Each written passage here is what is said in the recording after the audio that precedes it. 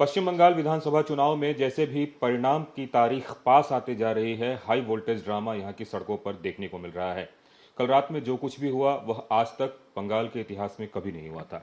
Sir, एक मौजूदा मुख्यमंत्री और खुद स्ट्रांग रूम में चली जाती है, लोग ऐसा बता रहे हैं कि ऐसा कभी नहीं देखा गया। इसको आप लोग किस तरीके से देख रहे हैं? देखिए, ममता बनर्जी के दिल में जो बौखलाहट है, हार्ट की जो मतलब हार्ट की जो स्टेप्स वो उनको सुनाई पड़ रही है, उसके कारण, बौखलाहट के कारण ही वो इस तरीके की अनरेस्ट उनमें बहुत ज़्यादा देखा जा रहा है। और पॉलिटिक्स से जुड़े हुए लोगों को आप अगर पूछेंगे, जर्नलिस्ट को पूछेंगे जो सीनियर है, कि ममता बनर्जी को किसी ने कभी ऐसा नहीं देखा, तो दाल में कुछ काला है। काला ये है कि बीजेपी की सरकार बनने जा रही है जो वो हजम नहीं कर पा रहे हैं। इसके कारण इस तरीके की जो उनकी जो नाटक ड्रामा जो भी बोलिए वो उनका शुरू हो चुका है। और मैं तो मानता हूँ कि आगे आने वाले समय में जो बीजेपी की सरकार बन रही है, तो ममता बनर्जी विपक्ष की नेत्री बनेगी, विपक्ष की लीडर बनेगी। तो उसका काम उन्होंने कल से ही शुरू कर दिया। कल 4 घंटा उन्होंने धरना दिया। तो लीडर ऑफ अपोजिशन के नाते, एक विरोधी पक्ष के पार्टी के लीडर के नाते ये उनका काम होता है।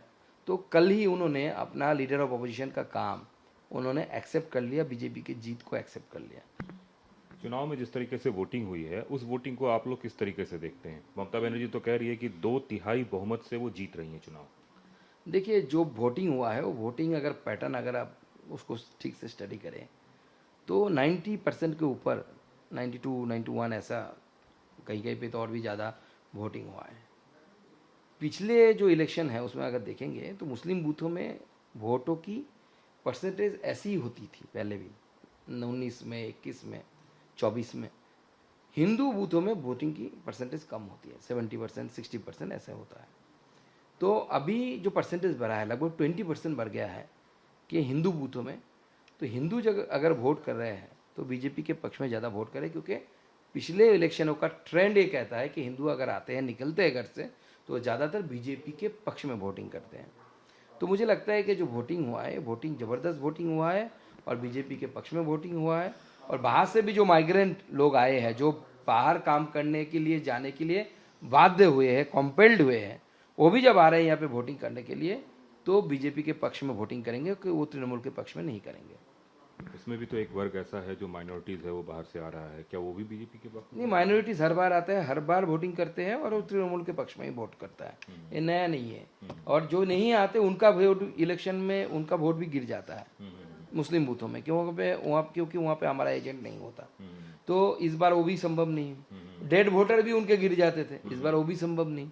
तो हर तरीके से अगर देखे तो ममता बनर्जी के खिलाफ सारी चीजें जा रही है, टीएमसी के खिलाफ जा रही है। 4 तारीख की क्या तैयारी है इस बार आपकी? नहीं, 4 तारीख को बीजेपी काउंटिंग को लेकर बहुत अभी हम सीरियस है, और काउंटिंग में हमारे कार्यकर्ता को जाना, ट्रेंड करना उसके लिए, और उसकी तैयारी चल रही है। और 4 तारीख को काउंटिंग खत्म होने के बाद हम जुलूस भी निकालेंगे।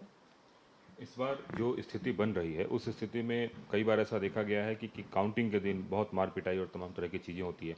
इस तरह की भी बातें निकलती हैं कि दूसरे तीसरे राउंड के बाद ही एजेंट जो है भारतीय जनता पार्टी के छोड़ के चले जाते हैं मार के डर से, ऐसी भी बात बोली जाती है। देखिए, इस तरीके की घटनाएं 21 में हुई है, इससे पहले कभी नहीं हमने फेस किया। 21 में ममता बनर्जी ने, उनकी पार्टी ने कोशिश की ये सब चीज़ों को करने के लिए। तो इसके कारण ही इस बार इलेक्शन कमीशन को मुझे लगता है कि कड़ाई से काम करना चाहिए, जैसे उन्होंने 2 फेजेज़ में किया इलेक्शन के दौरान। बहुत अच्छा वोटिंग हुआ है और निष्पक्ष वोटिंग हुआ है। ऑलमोस्ट कुछ जगह को छोड़ दे छुटपीट घटनाएं घटी है। फलता में, साउथ 24 परगना में, डायमंड हार्बर में सही तरीके से वोटिंग नहीं हुआ। लेकिन बाकी अगर पूरे पश्चिम बंगाल में को देखें, एज ए होल देखें, तो चित्र बहुत साफ है कि बहुत निष्पक्ष वोटिंग हुआ है और भारतीय जनता पार्टी की सरकार बनने जा रही है। एक आखिरी सवाल, कितने सीटों का आकलन आप लोगों का है अभी तक, कि कितने सीटों पे जीत रहे हैं आप लोग? मुझे लगता है कि 170 से भी ज़्यादा सीट आएगा।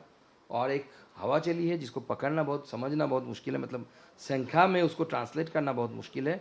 अगर वो हवा जो मैंने महसूस किया है, अगर वो सही दिशा में रहा, तो बीजेपी का कुछ ऐसा संख्या आएगा जो अनएक्सपेक्टेड होगा। हवा का रुख बदलने की भी गुंजाइश है? बीजेपी की सरकार तो बन रही है, यही हवा अब रुख दिखा रही है। कोलकाता में बेमौसम बरसात भी हो रही है। इन सबके बीच 4 तारीख को चुनाव परिणाम आना है। अब चुनाव परिणाम क्या आता है, ये देखने वाली बात होगी। कैमरामैन निरंजन के साथ कुमार कुंदन, टीवी 9 भारतवर्ष, कोलकाता।